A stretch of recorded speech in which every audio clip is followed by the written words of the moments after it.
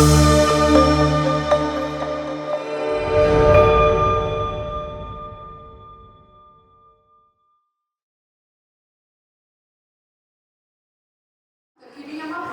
was a finalist for the Pulitzer Prize in 2005. His writing tends to focus on cities and immigrant experience. He is an associate professor of journalism at New York University. Author of City of Dreams, a collection of short stories, Pranaya Rana is a writer, editor, and journalist based in Kathmandu, Nepal. He was most recently editor of The Report, a digital native news publishing focusing on long-form reporting, essays, and explainers. Let's put our hands together for Suketu Mehta and Pranaya Rana. Hi, thank you for sticking around. Yeah, this rarely happens to me. I walk in and everyone walks out. So yeah, this session, thank you Suketu for being here, for joining us at the festival. Thank you guys for attending this talk. So this session is called Journalism as Literature, but we're really going to be talking about literature and journalism and probably a host of other things as they come up. At the beginning, I'd just like to start off with a little bit of, let's say, what separates journalism from literature? Well, clearly neither is literature, this is journalism.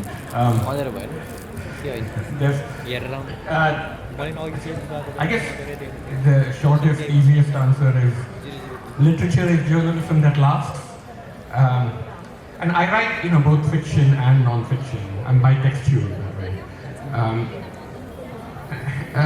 When we want to read about 19th century Russia,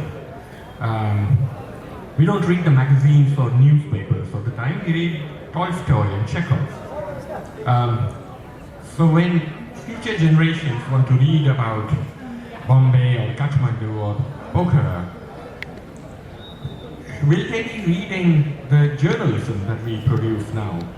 Well, actually, it seems to me that since around the 1970s or 80s, there's been a group of writers, many of whom started in New York, writing for New York Magazine.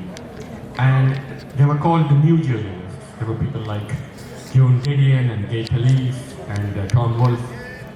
And they brought the techniques of the novel to non-fiction writing. Or V.S. Naipaul for that matter. And I think people will be reading V.S. Naipaul, they certainly will be reading Joan Didion in the same way that they read the fiction writers of the time. And so this is the tradition that I admire. This is what I teach at NYU, this kind of literary journalism or literary reportage or narrative non-fiction. It's called by different names. So you mentioned these, the new journalists, right? What I've really found with literary journalism is that there is this very pronounced subjectivity there of the writer. Like in your book too, the book is as much about you, the writer, as much as it is about Bombay. So do you really think that subjectivity is something that characterizes literary journalism? And how important is that subjectivity? How important is it for a very strong subjectivity to be there? Yeah, so when I wrote Maximum City, the first 50 pages are about me.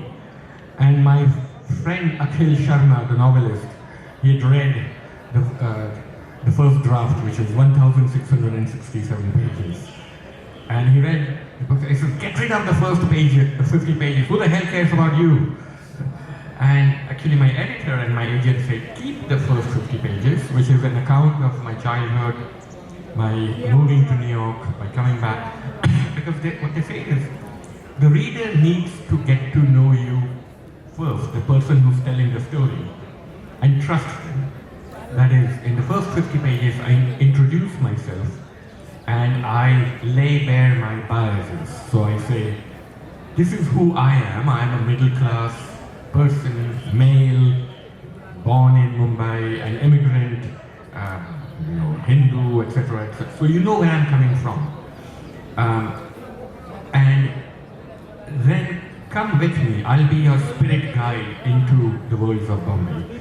So there are books like mine which have a very strong first-person presence, and my book is part memoir.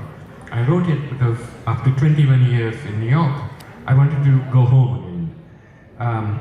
And there are other books, and we were talking earlier about a fantastic book called Random Family by Adrienne Nicole LeBlanc. And it is a non-fiction book about the families of these drug dealers in New York. And she took 10 years to write that book. And she's completely absent in the book. That is the writer, you don't know who it is, there's an omniscient narrator. And it's an utterly brilliant book. I think it's the best work of American journalism of our time. So she shows that approach, there are different approaches. But the thing about literary journalism is that even if the writer is not there, obviously there's a set of biases and perceptions and prejudices even that inform the writing. So for me, it's helpful to know a little bit about the author of the book, the puppet master behind the curtain. But then on the other side, there is with something like gonzo journalism, where there is so much of the author in the reporting or the story that it tends to overshadow what the story really is, and it really becomes more about the author. Like for example, there's a really interesting piece that was published maybe I think in 2006 in GQ. It was written by George Saunders, and who's a writer I really admire and love. So, but the piece he wrote was about, he came to Nepal, and at that time there was this Buddha book. It's called the Incredible Buddha book. Very long piece, very well written, but at the end of the piece I felt like I learned nothing about the Buddha book. I learned a lot about George Saunders. So how do you balance this? Or is there even a balance? And are we doing two different things while writing something like this? Yeah, the godfather of gonzo journalism, of course, was Hunter S. Thompson, who writes about doing a lot of drugs and firing a lot of guns. He wrote Fear and Loathing in Las Vegas. And it's very entertaining because he has a style. Gonzo is all about style. And you're right, it's about the journalist himself, and it's almost always a he. And not so much about the subject. So yeah, I too really like George Saunders, but I'm a little suspicious of George Saunders coming to Nepal and writing about this pop culture phenomenon. I could come to Nepal and write about the Kumari and make it all about I could have little jokes about the Kumari. I think that sort of stuff is easy. It's a little too easy. So I like it, but in small doses. So you were earlier, when we were chatting, you were telling me about the three elements that need to be present in literary journalism. Could you maybe tell our audience about what those three elements are? Sure. So I've been teaching writing in New York University and long-form journalism, narrative journalism. And over the years I've tried to, I don't really believe in 10 formulas to make you a better writer, only self-help books for writing. Just write the damn thing. But there is one structure that I've come up with, which my students have found helpful, and I'll share it with you.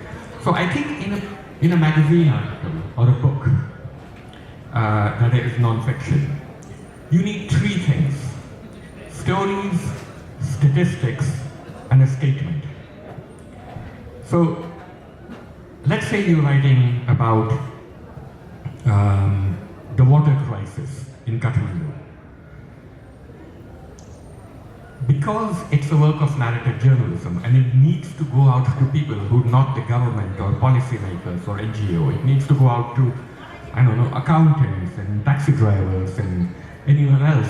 It needs to communicate, right? So how do you get people who don't really know the policy debates interested in something about the water crisis? Well, you have characters, you have stories about people affected by water. And not just the victims, not just housewives complaining about not having enough water, but maybe really gripping yarns about the tanker mafia. In Bombay, we have a tanker mafia. We have gangsters who actually control water and kill each other over who gets to supply water to the slums. And these people are fascinating. They're interesting guys. I've hung out with the tanker mafia. They're big mustaches. They've got mistresses.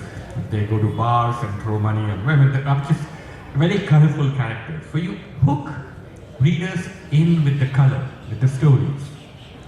But the stories by themselves aren't enough. They're just anecdotes. So then you have data. Then you get into, how much water is coming into Kathmandu and what the problems are, and you speak to water experts about how much water the average person uses, how much they need. It's all the boring stuff. But your readers will accept the boring stuff because you hook them in with the gripping yarns, with the stories. And then the two together have to add up to something, a statement. You have to make an argument. It can't just be a bunch of stories and a bunch of numbers.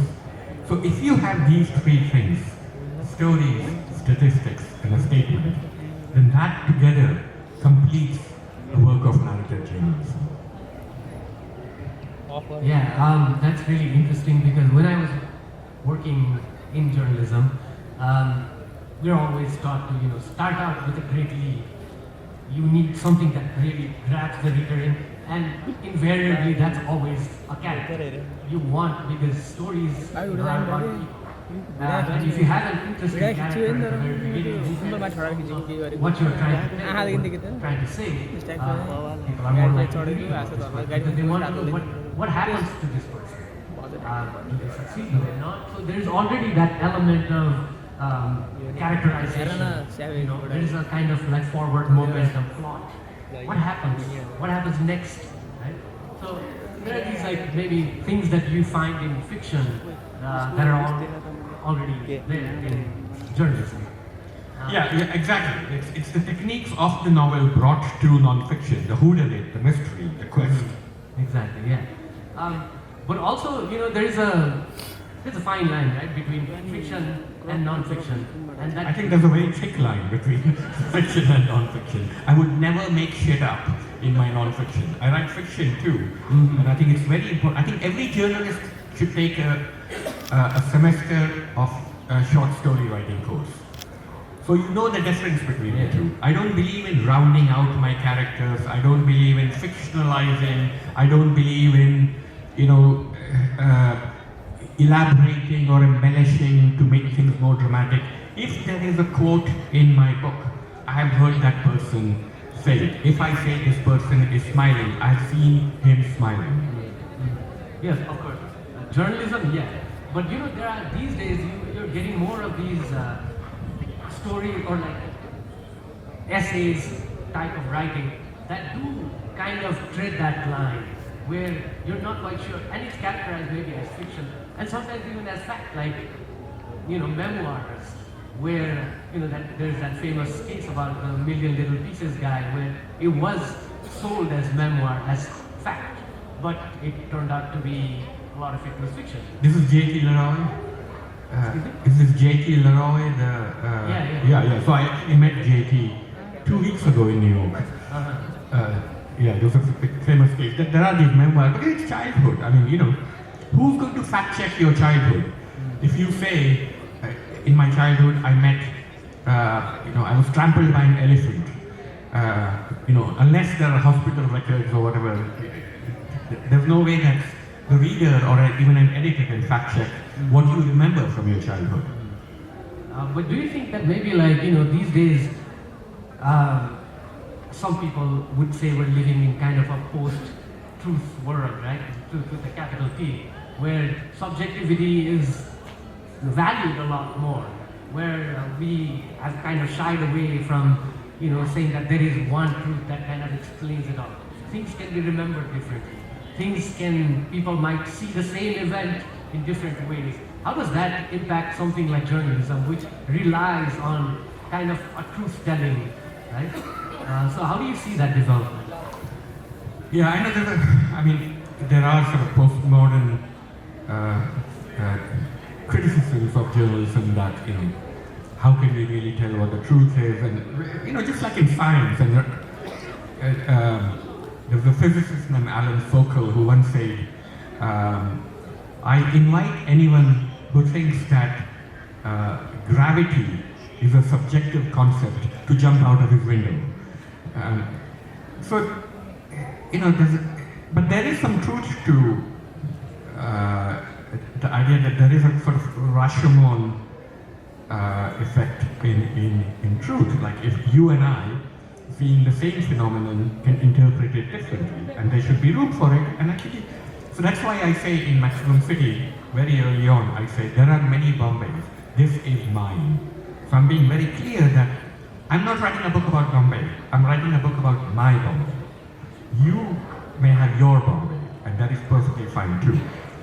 You know, I think it's more and more important to recognize this complexity. So in all of Western philosophy rests on the Aristotelian principle of the excluded middle. Something can be true or false, right? It's a binary system of logic. Not so in South Asia. The Jain system of logic has no fewer than 7 possible states of being. Something can be true, false, both, neither. It's the most exquisitely developed system of conditional logic in world philosophy. And you know what it's called? Shyadvada, the science of maybiness. I love that term, maybiness. And that maybiness is a good way to look at the world. And especially in South Asia, where we're often accused of being hypocrites because we're not one or the other. And I'll give you one example, a story about that. So in 1991, I was writing for Harper's Magazine in Varanasi about Hindu-Muslim rioting, and it was the worst Hindu-Muslim rioting the city had seen. It was in the curfew, and there was a local. So in Varanasi, the city rests on the sari trade. Muslims weave the saris and Hindus sell them. Kabir, of course, was a weaver, and his songs were about weaving, and that. So Banaras has that. Economic history have also been interwoven.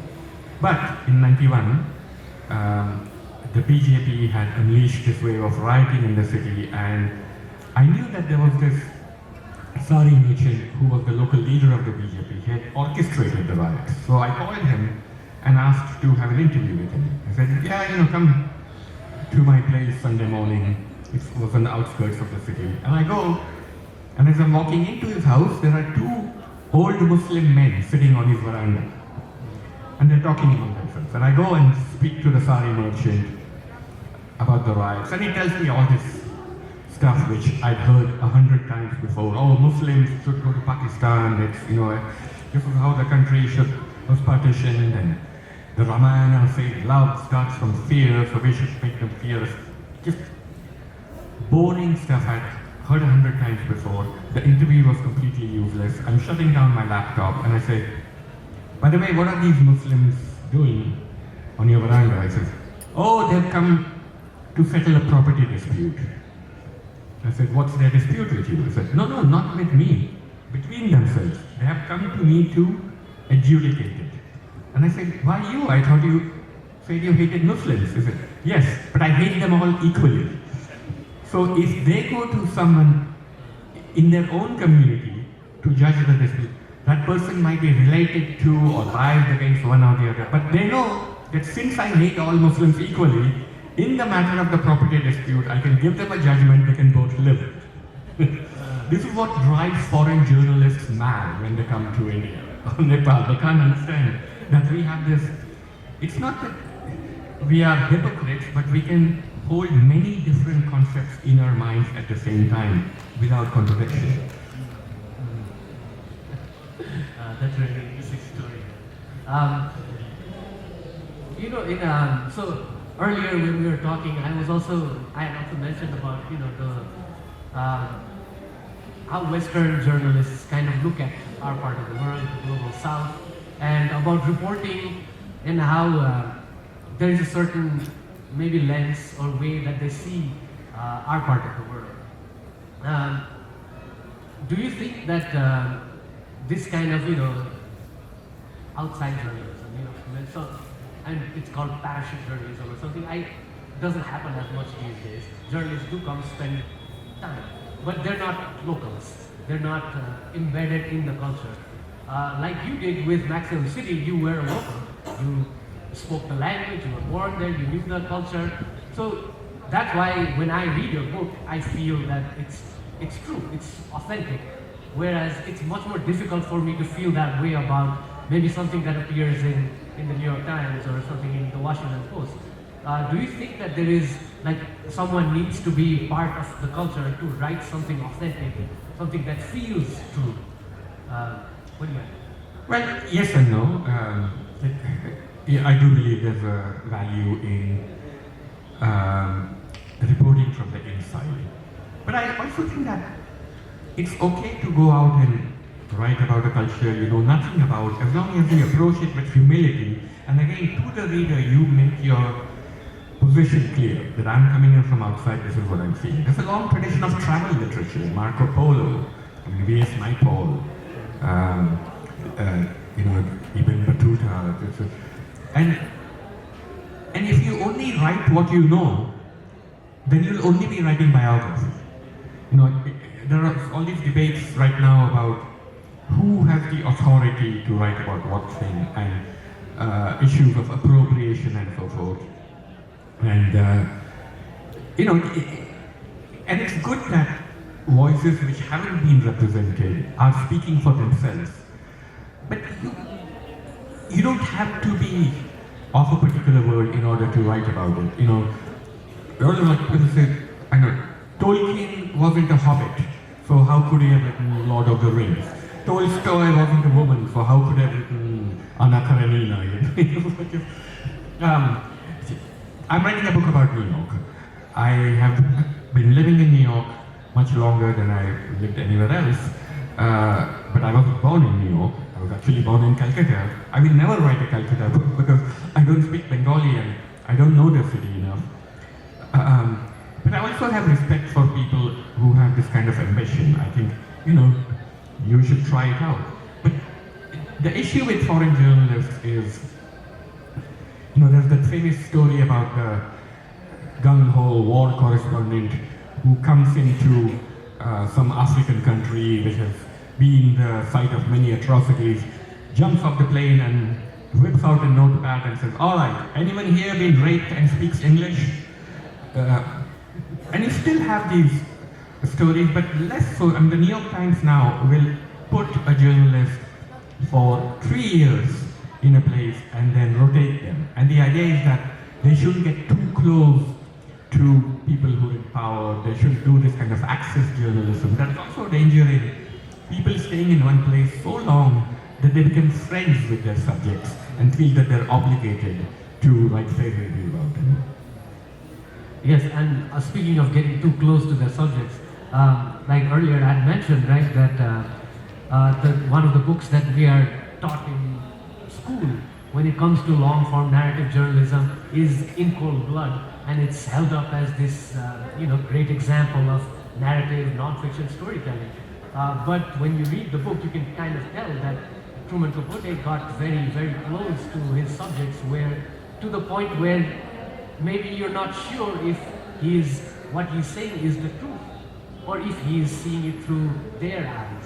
So how do you maintain that distance? And is it necessary to even maintain a certain kind of distance with your subjects while spending, especially if you're writing a long-form piece, you spend maybe months, maybe years with your subjects, and it's natural to get to know them and maybe form a kind of connection.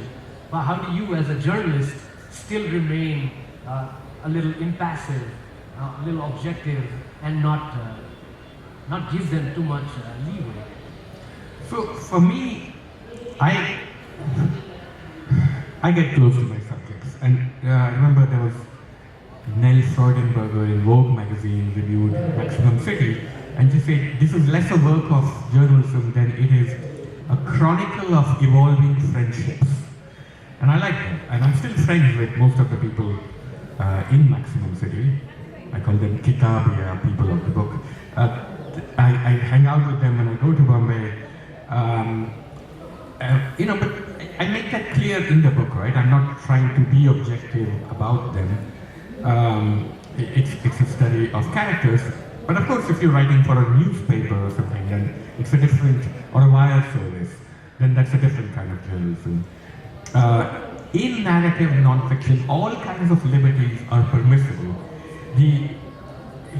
It has to be truthful in the wider sense, that it can't be something that you're lying to your readers about.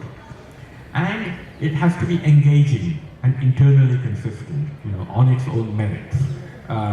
Right now, I mean, there's the filmmaker Anurag Kashyap is trying to turn Maximum City into a television series, and I was with him a couple of days ago and his writing team.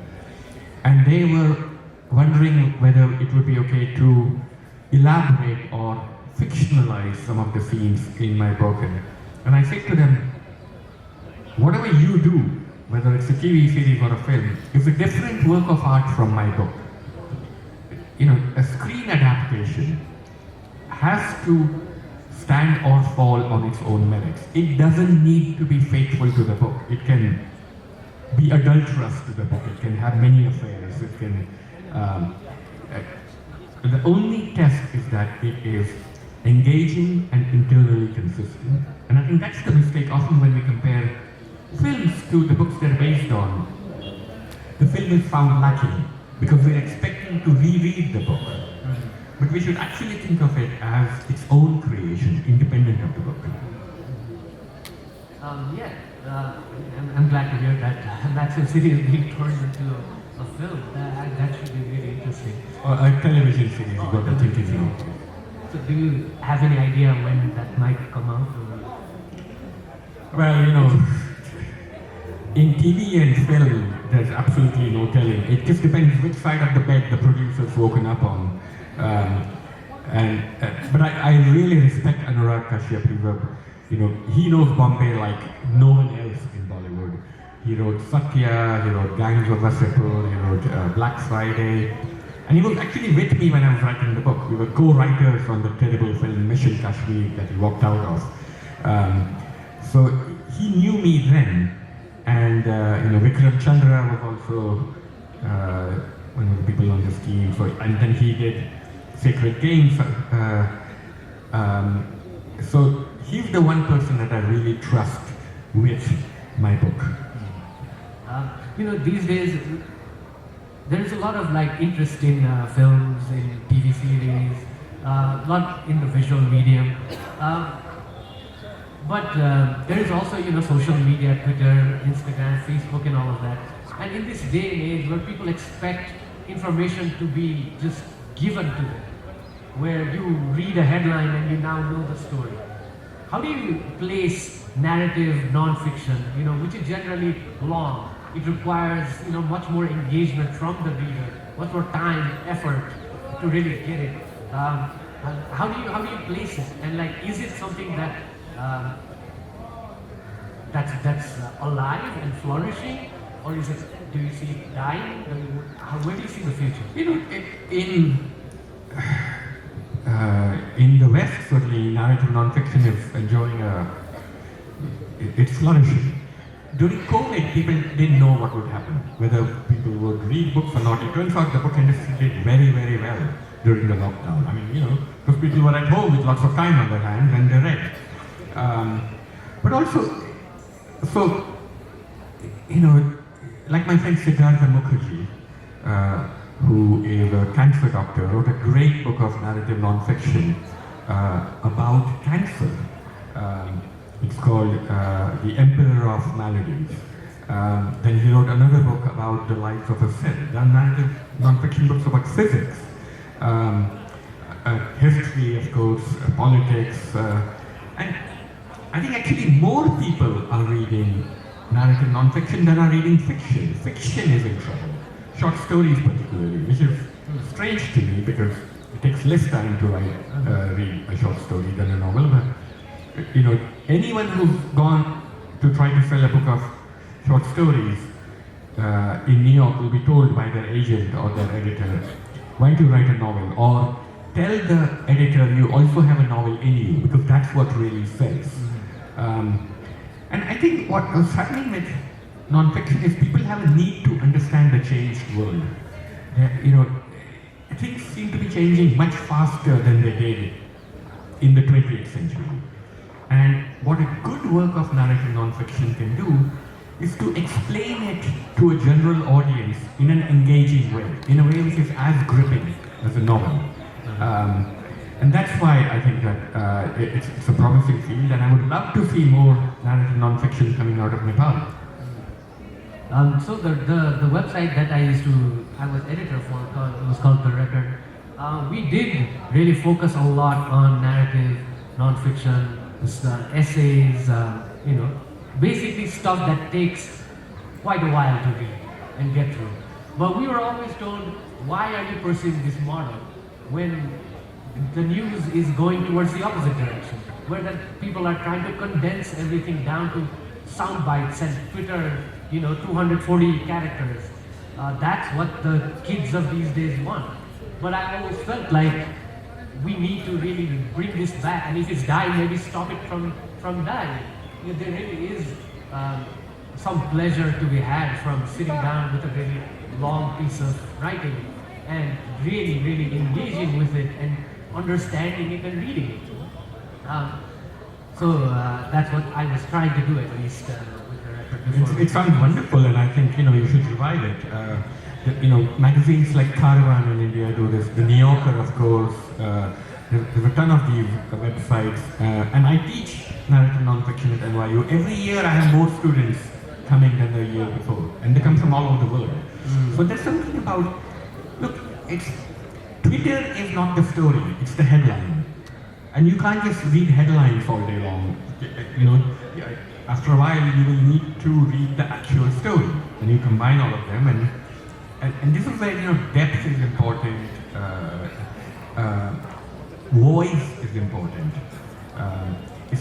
It's with a book of narrative nonfiction, you develop trust in the writer, and then it's just a vastly more satisfying experience, and it's doing quite well. You can make money in narrative nonfiction. There are publishers who are looking for narrative coming out of places like Nepal. But do you think that maybe social media and the internet, has it helped narrative non-fiction flourish, or has it really become a detriment and maybe wire people's heads differently, so that now we're used to consuming things faster and faster, and there's less patience? So it's not either or, it's both.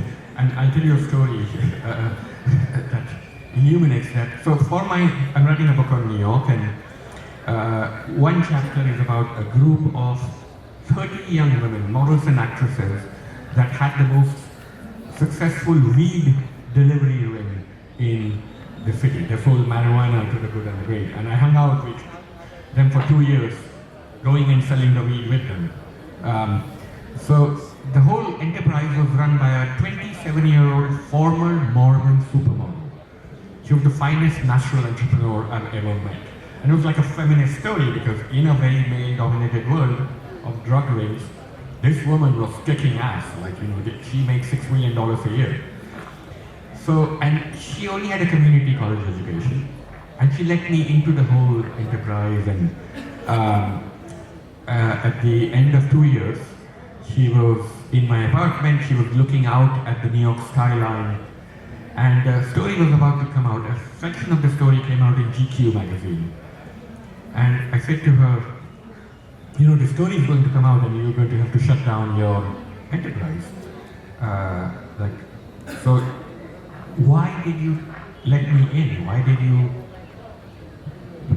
give me the story of this criminal enterprise? And she said, and I said, is this because you'll be in GQ? She said, GQ? I used to be a model, I've been in GQ lots of times, on the cover. I'm not doing this to be in a magazine. Well, I said, well, there might be a movie, and now actually there is a movie in the works starring Dakota Johnson, based on the article. She said, no, it's not the movies. It's because it's going to be in your book. And she looks at the skyline and says, when all these towers are gone, your book will still be around. I said, you've got more confidence in the book than I do, but thank you. And I realized that for this young woman who only had a community college education, she knew the value of a book. A book was an object of reverence, something that is permanent. She lives all her life on social media, on Instagram and TikTok, and they come and go. They're flashes, they're ephemeral. But a book is something that she knows, if it's good anyway. It's something for the ages. And to say, my daughter, who had just been born, I'm going to tell Robin, 20 years from now, that's your mama in that book. So don't discount the capacity of the young just because they're on social media to also be hungry for something longer, something deeper.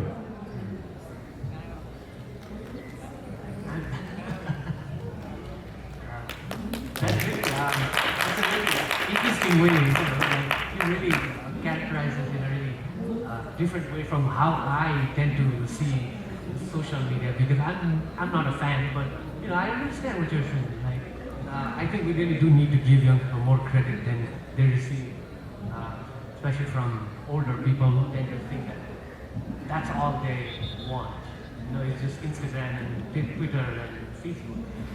But there is a lot more engagement, and I think that if we give them the tools and the stories that will engage them, then they will gravitate towards it. So the engagement is key, and I think the problem with writing books about issues like climate change is that two things. One is that it's boring as hell. The second is that it's really gloomy.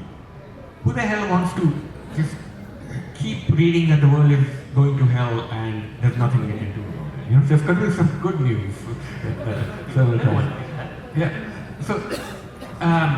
And the other is that when we have these issues, we try to trust a message on the heads of our characters. That is, when we're writing something, when you write something, you should allow your characters to live for themselves. You should allow them to escape your scrutiny as the author. And I'll give you an example of what I mean. In the 90s, I was at a big rally in New York against police brutality. The NYPD had just shot dead an unarmed Senegalese immigrant named Amadou Diallo, and there was a huge rally in front of the police headquarters with all kinds of people, Maoists and social workers and activists, and there's a range of different groups. And one of these groups, and they were all speaking, and there was a ring of police in front of police headquarters. So one of these groups was the taxi drivers union. And there was a young Pakistani man named Salim, who was the representative of the Pakistani cabbies. He was expected to talk about how the cabbies get abused by the cops, they give them too many tickets, etc. Salim was very nervous. He had never spoken in front of such a big audience before. So he gets up to the stage, and he picks up the mic, and he looks at the big crowd who are applauding. And Salim, who's expected to talk about cops and cabbies, feeling really empowered like never before, says, I am gay. And people are saying, yes, I could never say that in Pakistan, but here, I feel such love. I am gay, yes, I am gay, I am gay, I am gay, and he was dancing, and the crowd was applauding, and even the police started applauding, they were shaking their heads, and it was a wonderful moment to witness, because he had just stepped out from underneath the message he was expected to deliver, and he spoke about what was most powerfully human in himself, right? So when I read, whether it's a novel or a work of non-fiction, I'm looking for the characters to be surprising, to escape the expectations that the author and the reader have set out for them. These stories about characters, it really, because I used to be a fiction writer at one point, and you used to write fiction, and you told me that you're going back to fiction. So why is it that, or do you see fiction writers turning into journalists, journalists turning into fiction writers. What is that line between the two, and why do journalists turn to fiction? What does fiction provide that maybe journalism doesn't, non-fiction doesn't? What is that drive, at least for you? Well, fiction is, sometimes you can only write something safely in fiction that you can't in non-fiction.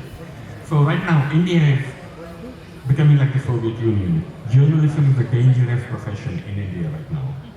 So many journalists I know are turning to fiction because they know they're looking for a way to communicate the same message, but doing it without endangering themselves or their families.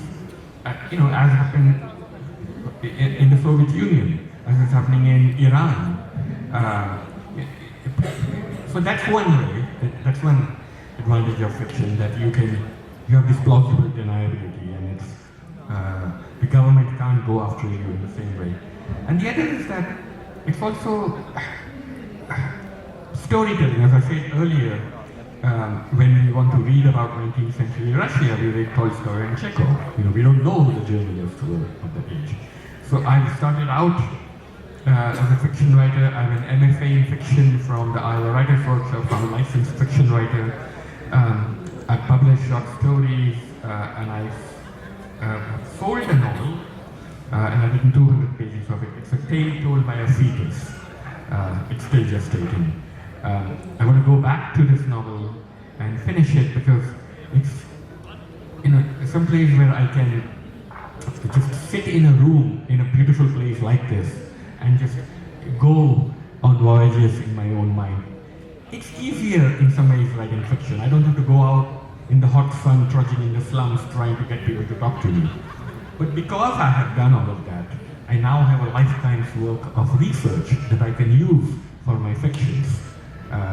So I think it's very helpful for journalists to learn about fiction writing, take a short story writing course so they can make their journalism more engaging. And it's also helpful for fiction writers to learn about journalism, so that they can learn about research techniques. At NYU, one of the courses I teach in the Tisch School of Filmmaking, along with Sabrina Dhawan, who wrote Monsoon Wedding, we jointly teach a course called Journalism for Screenwriters, Screenwriting for Journalism.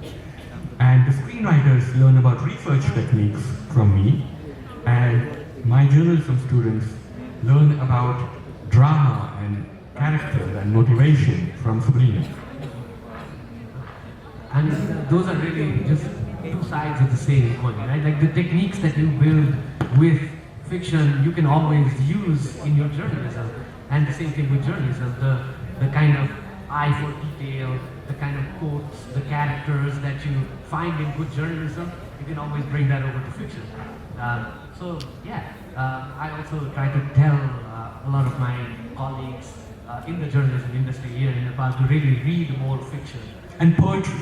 It's incredibly important to read poetry because no one knows language like poets do. You know what I do for my NYU classes? The journalism students. The first class, I take them on the Staten Island ferry, and then I have them all read out the great Walt Whitman poem, Crossing Brooklyn Ferry. Walt Whitman was an editor, he was a journalist, and he was a poet. And I tell them, if I can get you to learn how to pay attention to detail and to language like a poet does, then you will be very good journalists. All journalists should read poetry. Yes, I second it, definitely. Okay, so I've just been informed that we need to take questions from the audience, so there we go.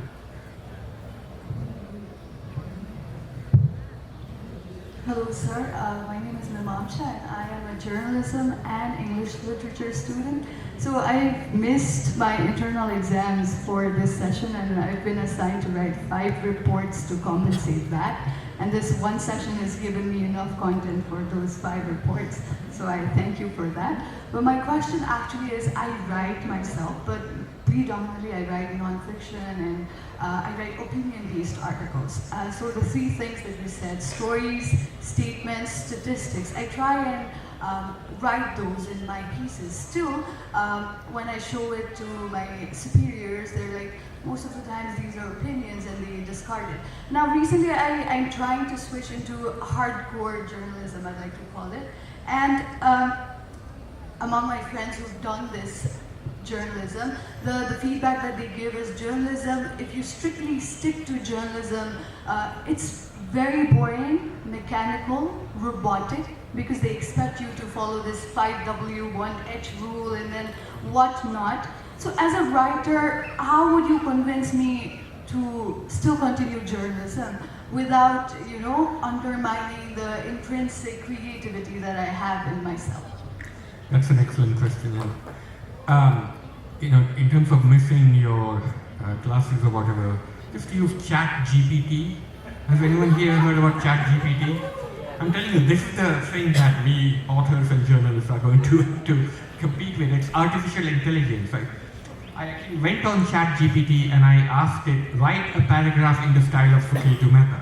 And it spat out this thing about, you know, me in cities and loving all human beings in the crowd and all. It was almost like a parody of myself, but it was a convincing parody.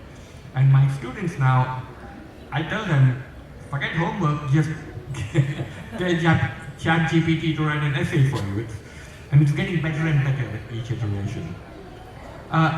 Opinion journalism, I think there's too much opinion journalism in the world and not enough journalism. That is, it's easy to write opinions, right? That's why all these blogs and like everyone can get on a soapbox and say, this is what I think about corruption or drugs or sex work or you name it. Everyone has opinions. Then there are interesting opinions, there are provocative opinions, and there are boring opinions. But I really respect that kind of old-fashioned reporting, even though we've been talking about narrative all this time and subjectivity of truth, and there is no substitute for actually going out and talking to people firsthand, and people who haven't been talked to by other journalists. You know, to go into a place and get people to trust you with their stories, and that takes work. And that's, you know, often people don't show up and they're annoying or sometimes it's dangerous. It's expensive. It needs, you know, much more funding than sitting in your pajamas and writing opinions. But it's worthwhile because then you're getting at someone, you're telling stories which haven't been told before. You know, and it's also so. But when you do that with the stories, you don't have to follow these 5 rules of who, what, when, how, etc. You can begin with them. But the nice thing about narrative journalism is that having gotten these stories, and this is what I do, I love going out and speaking to people, whether it's New York or Bombay or Brazil or London or wherever I go, Nepal, you know, to me, when someone gives me their story, it's like they're giving me a gift.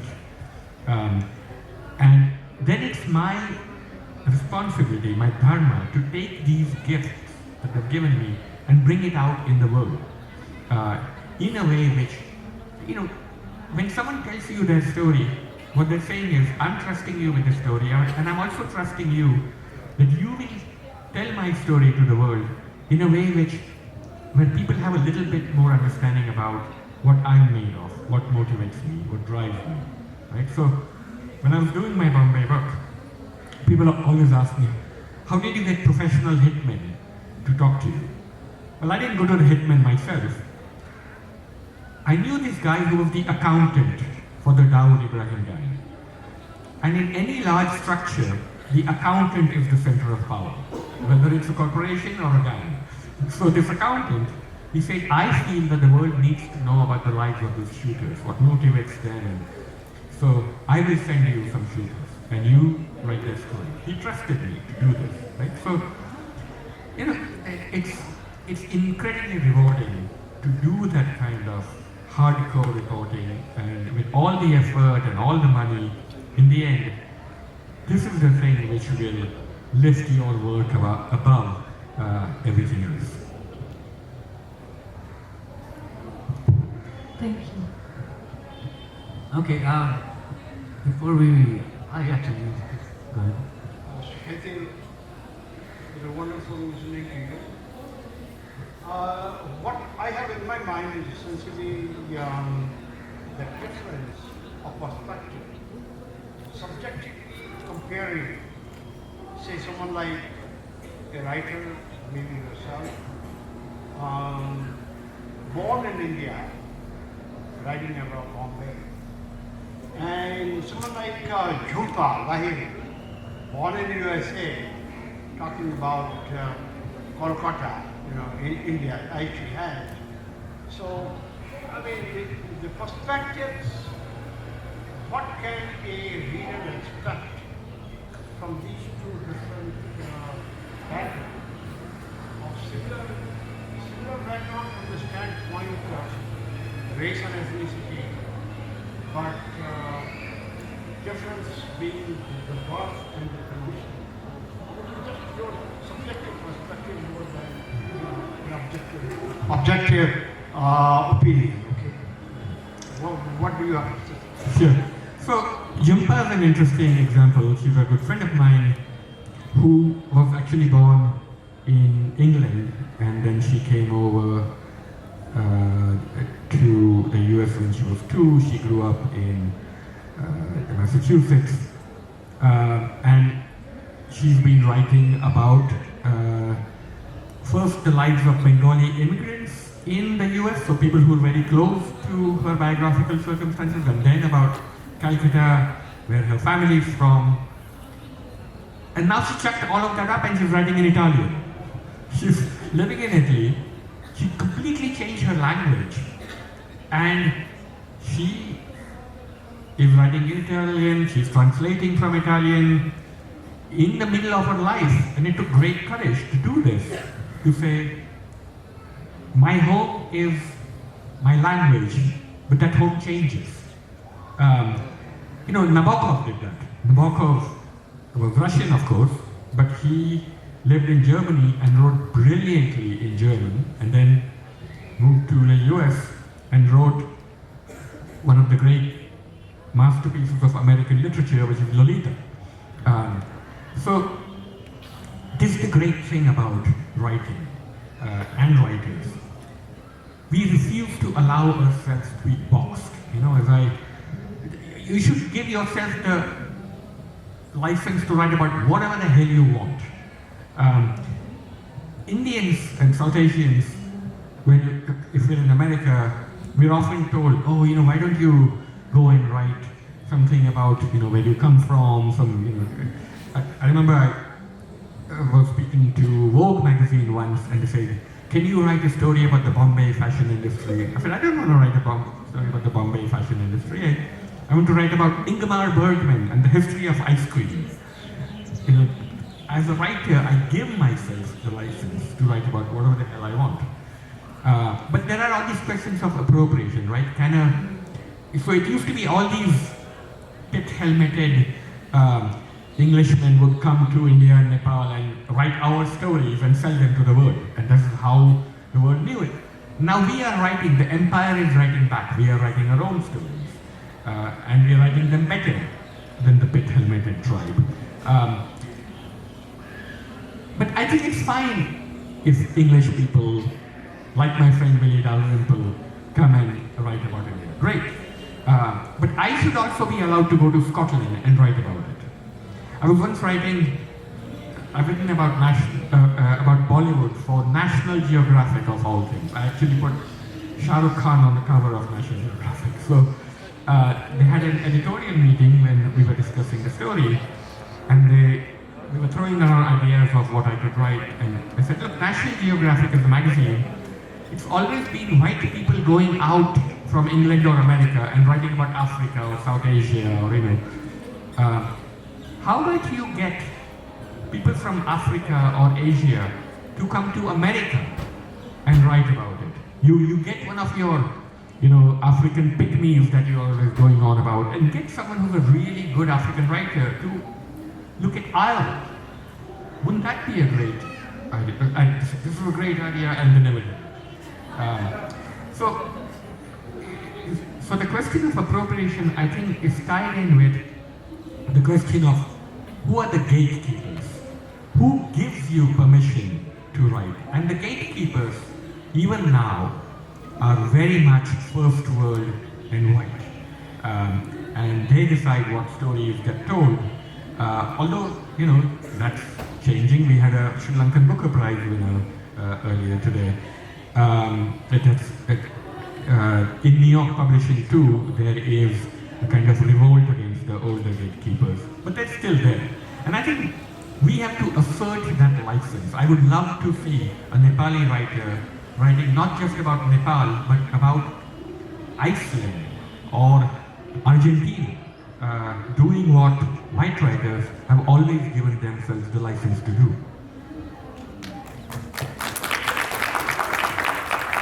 Do you have time for one last question? Maybe a short one? Please? No?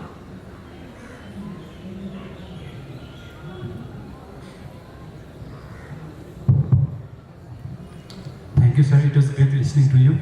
I have a brief question. I also found myself as an aspiring writer, not exactly writer. As we see in the changing era with social media, there is so much of partisanship and polarization that's everywhere in every corner of the world. And whichever subject we choose, in whichever form, there's a lot of polarization and people have very hardened ideas, hardened views, and conspiracy theories hold sway over so many people. And people are quite very inflexible compared to what they used to be earlier. That's why I see a great challenge to the writers. So how do you address that issue, that divide, that polarization, and how should we adapt the craft as writers as times change? So what are your ideas on that? Thank you. Again, an excellent question. So I think there's a global war of storytelling that we've seen around the world. There are these populists, these strong men, and they're almost always men, like Trump, Modi, Putin, Bolsonaro in Brazil, although thank God he's gone, Duterte in the Philippines. What is a populist? A populist is a gifted storyteller, someone who can tell a false story well. Right? The story Trump is telling about America is that it's a white Christian nation. The story Modi tells about India is that it's a Hindu country, and all others are there because of Hindu tolerance. These are false stories, but they're entertaining stories. Modi, Trump, Duterte, they're very entertaining on stage. They can tell a story well. The only way a populist can be fought is by telling a true story better. And that's where we come in. Writers, journalists. We need to go out and do the research. We need to gather the truth. And then we need to tell it more engagingly than the populists. This is why we are under threat. This is why writers, journalists are being attacked, imprisoned, murdered around the world more than ever before. I mean, the rates of attacks on journalists, I don't have to tell you guys in Nepal, like it's just... and it's not just journalists, any kind of storytellers, because the populists know we are the people that can beat them at their own game, because we can tell true stories better. So for me, this is what I consider my dharma. My last book is about immigration. It's a book called This Land is Our Land, an immigrant's manifesto. It's a polemic, it's a manifesto. It's very different in tone from Maximum City, and where I make an argument that greater migration is good for the world, and that I make an argument for immigration as reparations. And I use all my techniques, everything that I've learned about storytelling, to make this argument. Okay, I think that's all the time we have. Thank you, Suketu. Thank you guys for listening. We'll take our leave.